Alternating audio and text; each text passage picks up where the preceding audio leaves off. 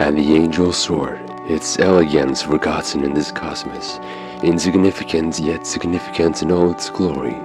The angel knew its Savior was itself, in its pursuit for more, for the devil cannot exist where the rod does not. For the devil is the lack of pursuit incarnate, and the angel is the pursuer and the pursued incarnate. Considering that you are human, I am confident that you know that everything changes. People, nature, the universe, the world is constant change. But we humans have an ability to direct our change. That ability is something I call will to life. Friedrich Nietzsche created the concept of will to power, the idea of the human's drive of overcoming, dominating, and expressing itself onto the world. Will to life is a specific part of it. A rock does not suffer in passivity, a table is not hurt by inaction. Inanimates are indifferent to circumstances. They are a force of existence. They simply are, without motivation, direction, or movement. They change, but that change comes as a consequence of external forces, not internal ones. Humans, however, are different. You are different. You have a force of movement, and for as long as you exist, you will change and fluctuate. I define force of movement as a fundamental, constant, and directionless force that drives change in every human being. Force of movement can be perceived as a strong river. Whatever falls into the river gets swept along with it. And we cannot swim up streams, and neither can we stop the river. We cannot control reality, unfortunately. But we can control our ship, and that ship is will to life. Will to life is our capacity to steer ourselves along this stupid river. Many people simply sit still in the boat, letting the river take them wherever. They have no say in their own life. They don't think that they have any influence over what happens to them, so they sit down in the boat and let whatever happen. Each person has agency and the option to use will to life, but unfortunately, many don't. And when you leave the helm and surrender control to the river, it guides you to a dark and perhaps hopeless place, and that starts a self-feeding spiral. The sky turns dark, the water becomes scary, but the boat has at least not crashed, so you sit back in complacency. This is why people rot. The river's default destination is collapse, due to the underlying entropy of the universe. Unless you fight the river, unless you use all your power to turn the wheel on the boat to where you want to go, the river will drag you into dark waters. This is an analogy for what I call the rot. Stagnation is a lie, just as our hearts, we only flatline once we die. Until then, the heart of our existence is in full force. Stagnation is misperceived as the lack of events or as nothing happens, but due to entropy and other factors, passivity becomes decline. Entropy is the default of existence. Anything passive dies. An animal needs to consume food and water or it dies.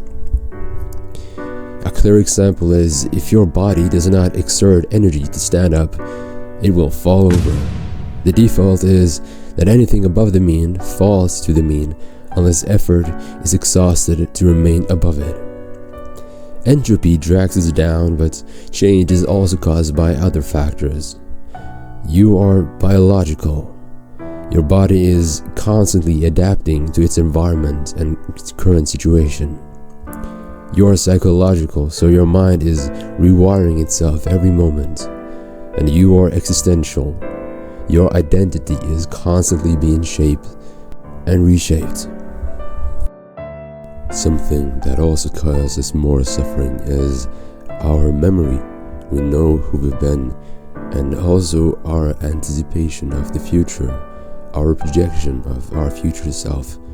Those two, along with our agency, our knowledge that we can act, those two differentiates us from animals in a way that they can direct their change in response to their environment, which sure we do often as well, like animals, but our change is not limited to having a source from external factors.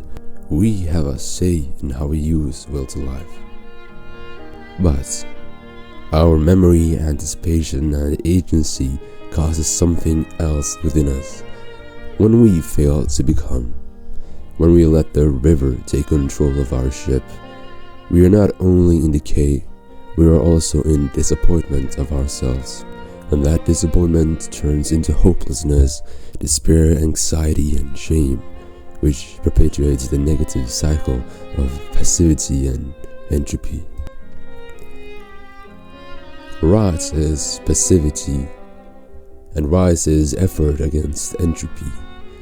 The effort is painful in the immediate moment but rewarding in the long term, whereas the effortless rot is easy today but compoundly agonizing over the long term.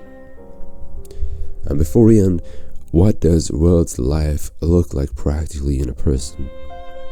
Well, a person with much of world's life has high standards for themselves and their life. They grasp for their goals and dreams, and when they fail, they retry, because they know that the only true failure would be giving up and sitting back into the rot. So a person with will to live pursues and becomes. Will to live is a big causation of growth, both for the individual and for society as a whole. Because people demand themselves to be more, they become more, they pursue and create. Will to live is a creative force. And remember, understand that it does not tell you where to steer your boat, but it tells you to steer it where you want it to go. And as Socrates said, the unexamined life is not worth living.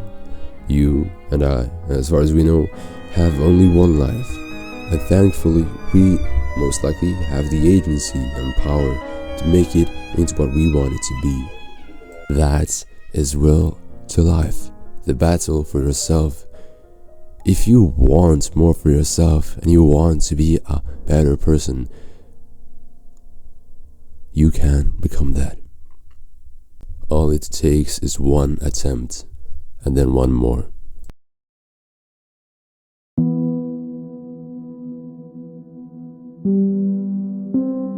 And the demon asked, Angel, how did you escape hell? and the soaring angel said, Who is holding you captive? Hell. the demon said, And what is hell, if not your own image of yourself? Those chains are ephemeral, placed by the victim onto itself. For the nature of the present world is to blindfold its creatures until they choose to open their eyes. the soaring angel said. I don't understand. How did you reach heaven? The demon asked. The soaring angel looked at the demon and said, I tried, and then I tried again.